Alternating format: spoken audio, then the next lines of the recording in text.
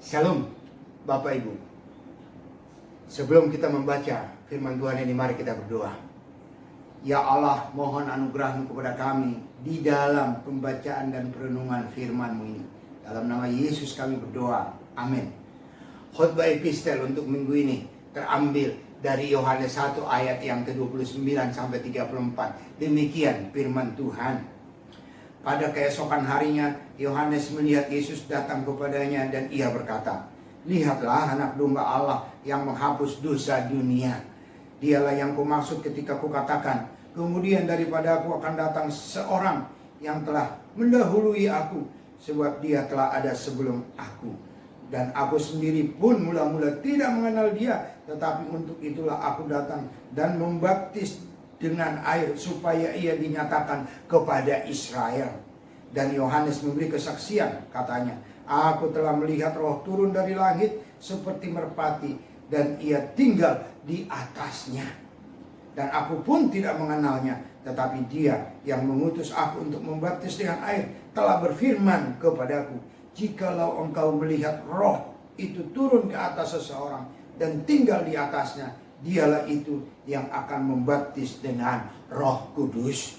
Dan ketika aku melihatnya dan memberi kesaksian, ia inilah anak Allah." Bapak Ibu sekalian, biasanya isi hati seseorang kepada kita dapat kita tahu melalui sikap dan perbuatannya kepada kita. Firman Tuhan hari ini berbicara tentang Allah yang mengutus Yesus Kristus ke dunia ini, dan juga mengutus Roh Kudus ke dunia ini, di mana Yesus membaptis dengan Roh Kudus tersebut. Firman Tuhan ini sangat erat kaitannya dengan penciptaan manusia yang terdapat di dalam Kejadian 1 ayat yang ke-26 sampai dengan 31, yang menjadi khotbah pada minggu ini.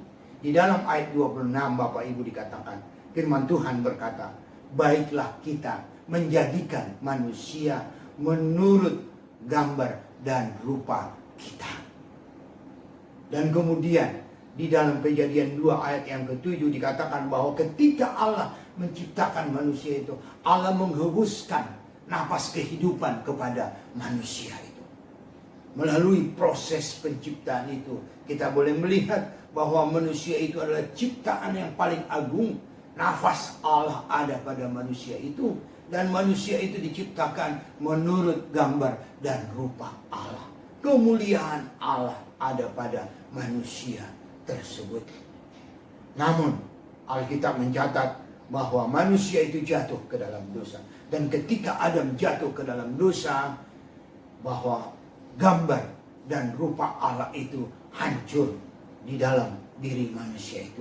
Dan manusia itu kehilangan kemuliaan Allah, seperti dikatakan firman Tuhan di dalam Roma 3 ayat yang ke-23. Bapak Ibu sekalian, Allah sangat mengasihi manusia tersebut. Allah tidak mau manusia itu untuk selamanya kehilangan kemuliaan Allah. Dan untuk itulah Allah mengutus Yesus Kristus, Allah mengutus Roh Kudus ke dunia ini untuk memulihkan kemuliaannya kepada manusia. Bapak Ibu, minggu ini adalah Minggu Trinitatis, dan tema minggu ini adalah kemuliaan Allah atas ciptaannya. Saya coba sedikit merubah tema ini.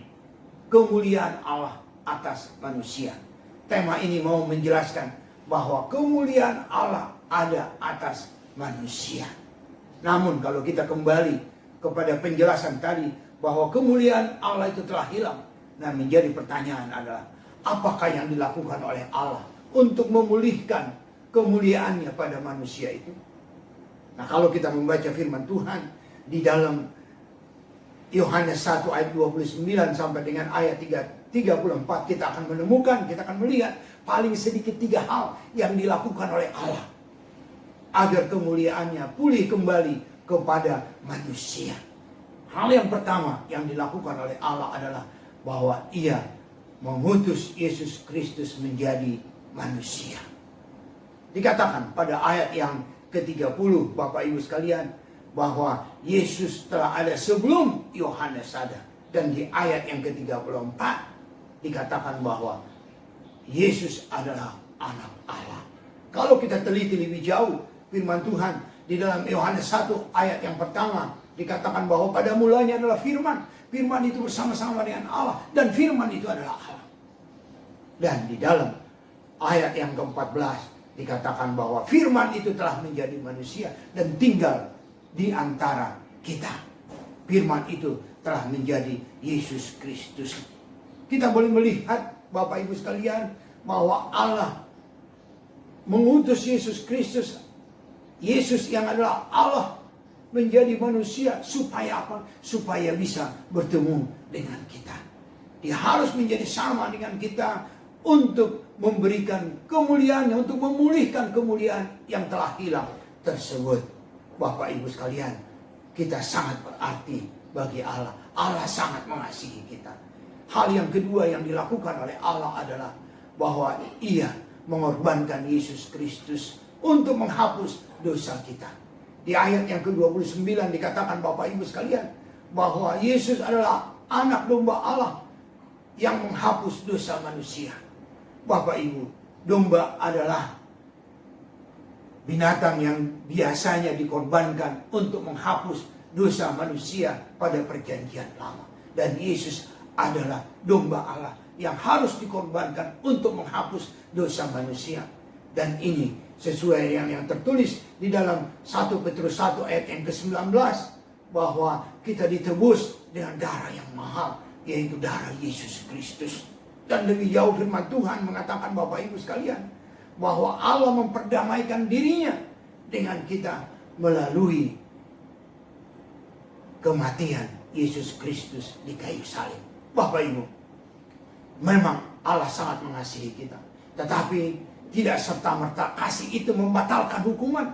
Hukuman tetap jalan, tetapi hukuman itu diambil alih oleh Allah karena Allah itu adil. Allah mempertemukan keadilan dan kasih-Nya melalui pengorbanan di dalam Yesus Kristus. Allah sangat mengasihi Bapak Ibu sekalian.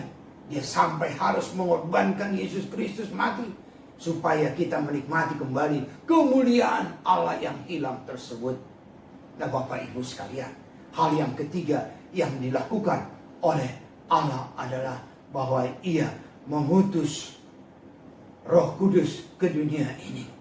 Roh Kudus ini dikatakan oleh firman Tuhan, kita dibaptis oleh Allah oleh Yesus Kristus dengan Roh Kudus. Orang-orang yang percaya kepada Yesus dibaptis oleh Yesus dengan Roh Kudus.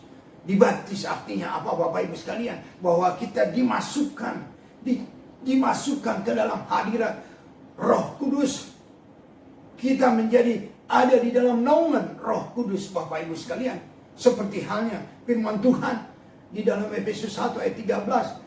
Di sana dikatakan bahwa ketika seseorang percaya kepada Yesus, bahwa dia dimeteraikan dengan Roh Kudus. Meterai artinya apa Bapak Ibu sekalian? Kalau ada suatu perjanjian, maka ditutup dengan meterai. Artinya bahwa meterai ini membungkus perjanjian tersebut. Kita dibungkus oleh Roh Kudus. Sehingga firman Tuhan berkata bahwa kita adalah bait Allah. Dikatakan oleh firman Tuhan, tidak tahukah kamu bahwa kamu adalah bait Allah? Bahwa Roh Kudus ada di dalam kamu. Roh Kudus ini adalah sarana Allah supaya kita menikmati kemuliaannya. Roh Kudus ini adalah sarana Allah untuk kita menyatakan kemuliaan Allah kepada dunia ini. Karunia-karunia Allah yang terdapat di dalam 1 Korintus 12 adalah karunia-karunia untuk menyatakan kemuliaan Allah kepada dunia ini. Selain kita menikmati karunia tersebut. Oleh karena itu mari kita nikmati karunia Allah tersebut. Dan mari kita nyatakan karunia itu kepada dunia ini. Bapak Ibu sekalian, saya akan mengakhiri khotbah singkat ini. Bahwa khotbah singkat ini mengatakan bahwa orang-orang yang telah percaya telah dipenuhi oleh Allah dengan kemuliaannya. Ada 3 hal yang dilakukan oleh Allah untuk memulihkan orang percaya dengan kemuliaannya. Dia mengutus Yesus Kristus menjadi manusia. Yang kedua, dia mengorbankan Yesus Kristus mati untuk menghapus dosa kita. Dan yang ketiga, bahwa dia mengutus Roh Kudus dan Yesus Kristus membaptis kita dengan Roh Kudus.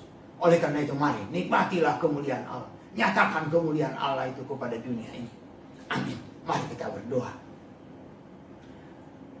Terima kasih kemuliaan yang sudah Engkau berikan melalui kematian Yesus Kristus, melalui Roh Kudus. Tolong kami, mampukan kami untuk menyatakan kemuliaan-Mu kepada dunia ini. Dan biarlah kami juga menikmati kemuliaan-Mu itu. Dalam nama Yesus kami berdoa. Amin. Sampai ketemu pada khotbah epistel minggu depan.